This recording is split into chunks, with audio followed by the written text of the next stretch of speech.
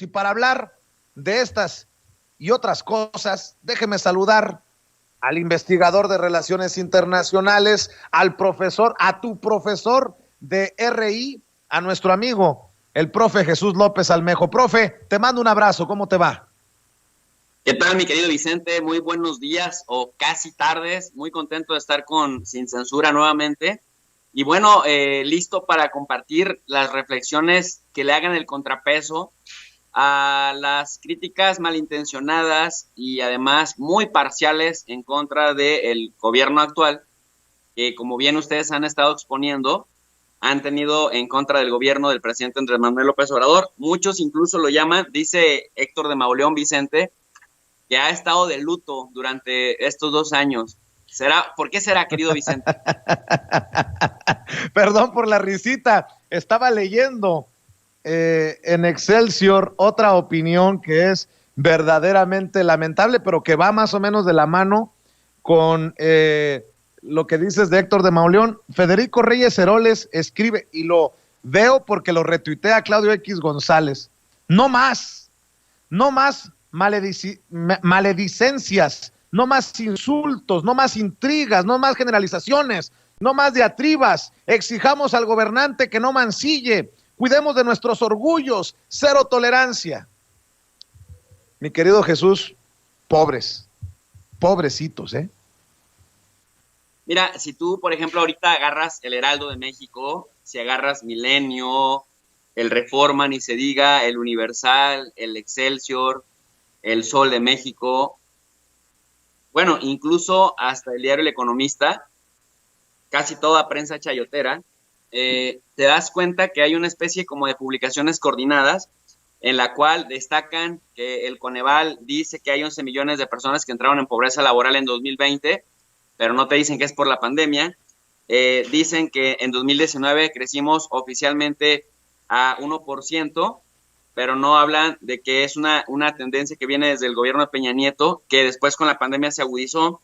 Hablan también de que en el 2020 se calcula que hay una caída de menos 9% en México, pero no te dicen que en Europa es de menos 10, que en Japón es de menos 5, que en Estados Unidos es de menos 18%. Es decir, yo entiendo que no son internacionalistas y que, como a veces lo ha dicho Alfredo Jalife, entiendo también que no tengan internacionalistas y que los pocos internacionalistas que tienen o sean chayoteros o sean muy ignorantes, porque o no son metodólogos, Vicente, porque los números lanzados a mansalva, sin contexto, sin perspectiva comparada y sin analizar los escalas de grises, es decir, no todo es blanco y no todo es negro, en el Inter hay escalas de grises. Entonces, si no le ponemos contexto a los números y no le ponemos perspectiva comparada, muchas veces ni siquiera alcanzamos a dimensionar qué tan bien o qué tan mal estamos si no nos comparamos con respecto a la región. La región también está creciendo a entre menos 6 y menos 7%. Y por otro lado, te dicen estos periódicos de manera coordinada, de manera sostenida, que se rompió el récord de homicidios dolosos que se cuentan, dicen, en 2019 en 37,000 muertos por homicidios dolosos y 40,000 en 2020.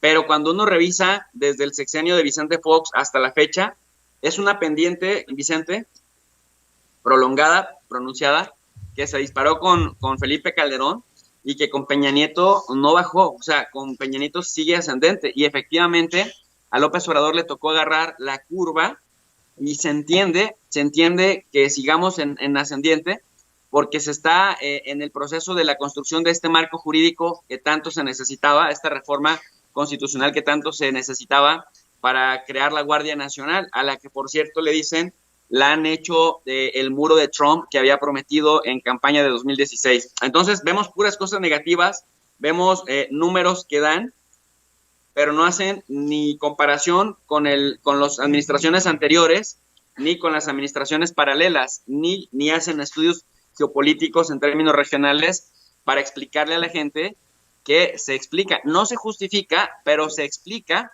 en qué contexto se están dando, digamos, estos números que por sí solos serían catastróficos, pero que entendiendo el contexto, ojo, Vicente, no regional, no únicamente nacional, sino el contexto mundial, que incluso, imagínate que un país como China, imagínate China, que es una locomotora económica y comercial, que crecía hace 2 años al 9%, hoy en 2020 solamente va a crecer a 1.2%.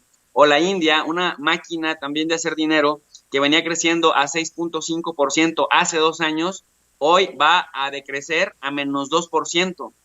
Si lo vemos, o sea, si hacemos la resta numérica, eso también sería menos 8% en comparación, o menos 9% en el caso de la India, en comparación a como venían creciendo hace 2 años. Entonces, cuando dicen, bueno, es que si México en 2019 venía creciendo a 0.1% o a 0.1%, y ahora en el contexto del COVID va a decrecer a menos 8, menos 9%, lo que se les diría o lo que se les responde, sin justificar, te decía, pero sí entendiendo la realidad mundial, es que si incluso potencias como China y como India están creciendo a menos 8, menos 9% con respecto a su propio crecimiento hace 2 años, estamos experimentando o estamos viendo que la curva decrece para el mundo en general. La Unión Europea, Vicente, como bloque va a crecer o va a decrecer a menos 10%.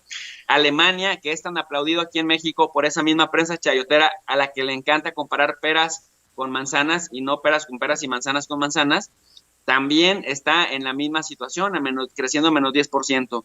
Entonces, visto pues así, en esa escala, sin contexto y sin comparación, sí son números que se tienen que trabajar, que se tienen que invertir, pero entendiendo, Vicente, que estamos en un contexto de interdependencia compleja, de integración no solamente regional, sino de integración comercial mundial, y que hay un efecto dominó, que si a una economía se le viene una crisis derivada de contracción económica, derivadas de la pandemia, derivadas de los cambios abruptos de los precios de los hidrocarburos, por supuesto que nos impacta a México. O sea, pues somos parte de la humanidad, no vivimos en Marte y no vivimos en la Luna o en Júpiter. Estamos acá en México de manera que hacemos parte de la humanidad y hacemos una parte muy importante. Por algo somos parte también del G20, querido Vicente.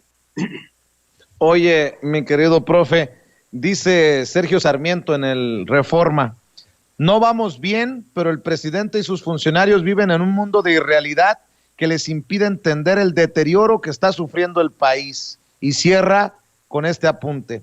Pese a todos los problemas, el presidente sigue gozando de una notable aprobación, 60% en noviembre según Oraculus.mx. Esto subraya la importancia que tiene en política la comunicación, de la cual Andrés Manuel López Obrador es un maestro.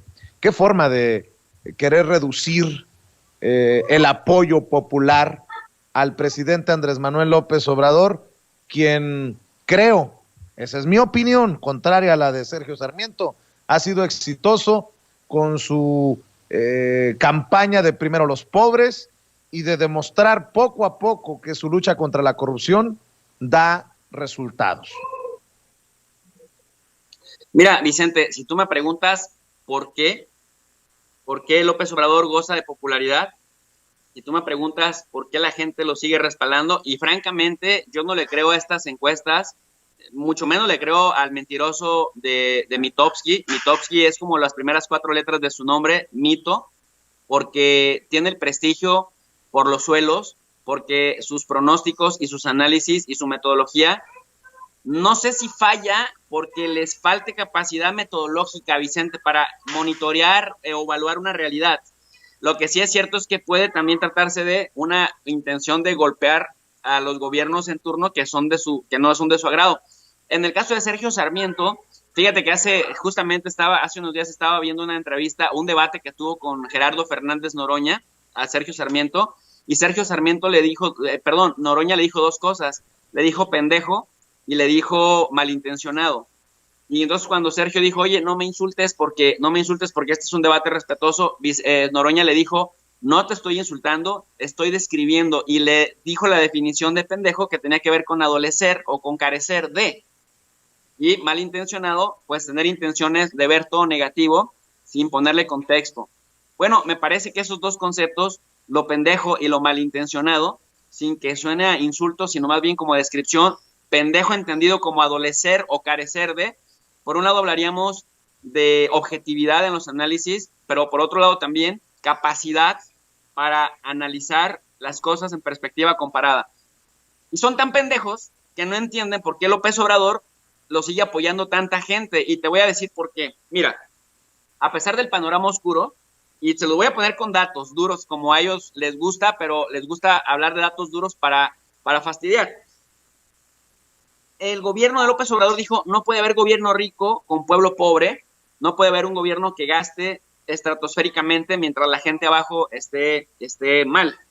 Bueno, pues te cuento que el gasto público neto de este año ascendió solamente a 4.644.000.000.000 de pesos entre enero y octubre del 2020.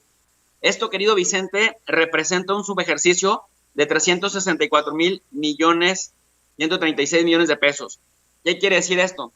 Que el gobierno está ajustándose el cinturón también junto con la población. No es como en la época de Peña Nieto y Luis Videgaray o en la época de Felipe Calderón, que quien se amarraba, digamos, el cinturón era la gente, mientras nos metían gasolinazos, mientras nos aumentaban la luz, mientras nos aumentaban un montón de impuestos. Bueno, Felipe Calderón hasta grababa los depósitos de más de 15,000 pesos, tú recordarás.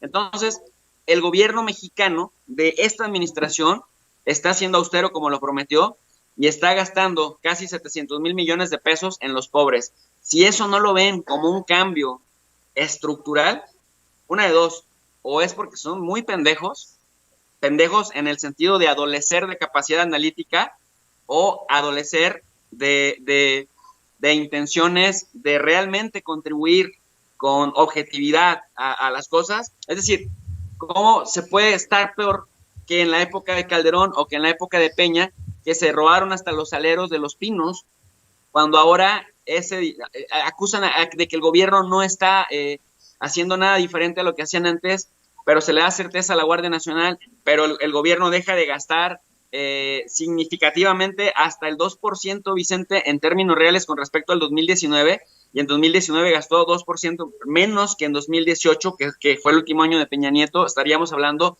en términos netos de 4 puntos porcentuales, y que esto significa del tamaño de nuestro PIB, que es gigantesco, uno de los PIBs más grandes del mundo, hasta 2% de reducción del Producto Interno Bruto que el gobierno mexicano está ahorrando en este momento. Ahora, siempre la palabra subejercicio asusta, porque dicen, es que si hay subejercicio, el gobierno no está gastando en todo lo que debería, viendo tanta pobreza.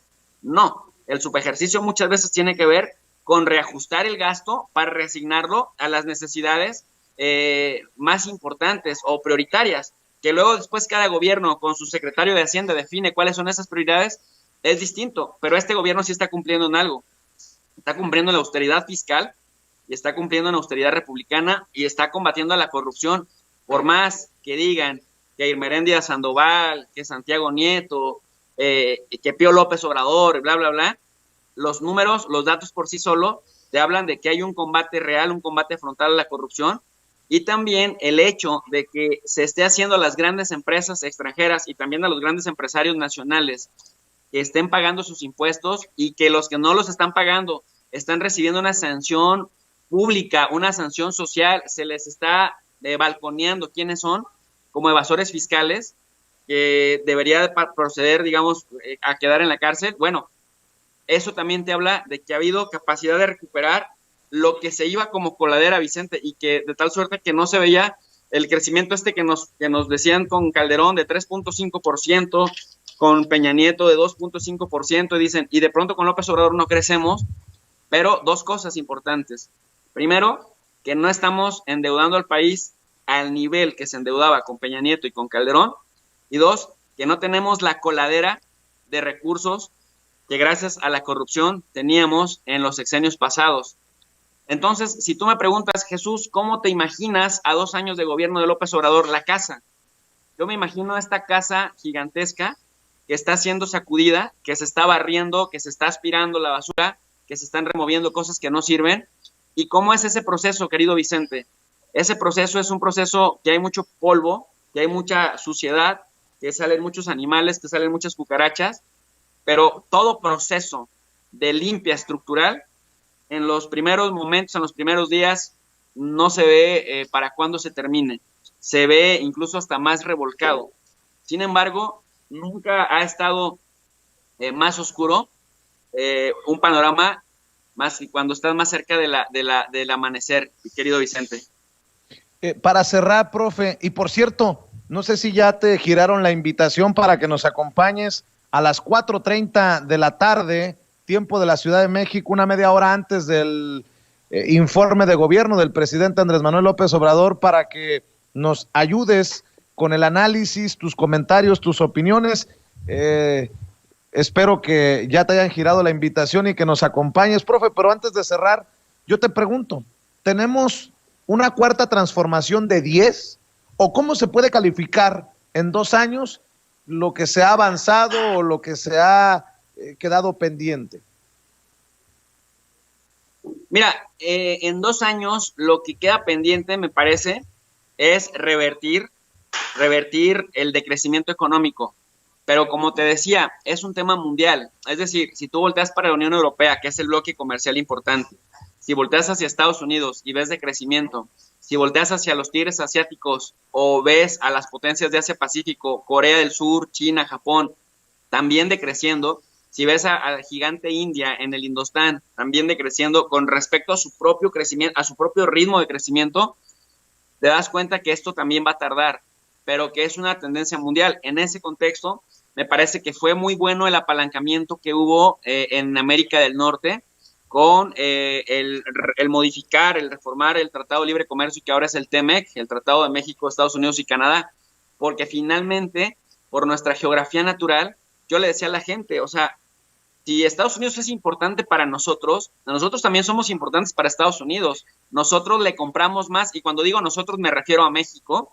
México le compra, es el principal comprador de Estados Unidos, por encima de China y de Canadá.